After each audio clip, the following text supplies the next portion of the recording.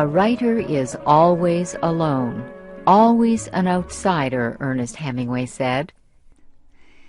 Others said that of the many people he created in his books, Hemingway was his own best creation.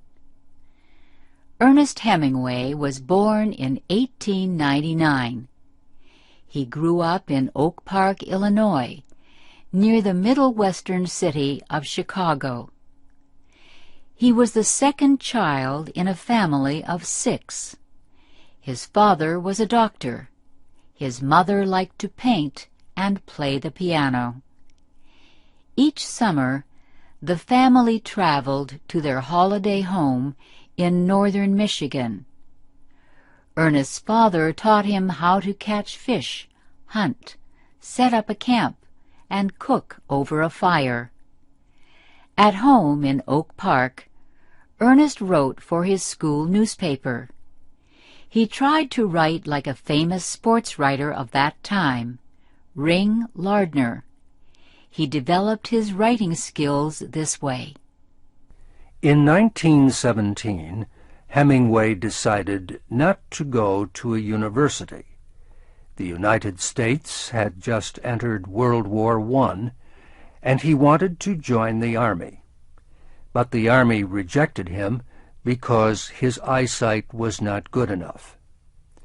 Ernest found a job with the Kansas City Star newspaper in Kansas City, Missouri. He reported news from the hospital, police headquarters, and the railroad station. One reporter remembered, Hemingway liked to be where the action was. The Kansas City Star demanded that its reporters write short sentences. It wanted reporters to see the unusual details in an incident. Hemingway quickly learned to do both. He worked for the newspaper only 9 months before he joined the Red Cross to help on the battlefields of Europe. His job was to drive a Red Cross truck carrying wounded away from battle. The Red Cross sent him to Italy. Soon he saw his first wounded when an arms factory in Milan exploded. Later he was sent to the battlefront. He went as close to the fighting as possible to see how he would act in the face of danger. Before long, he was seriously wounded. The war ended soon after he healed. Hemingway returned to the United States.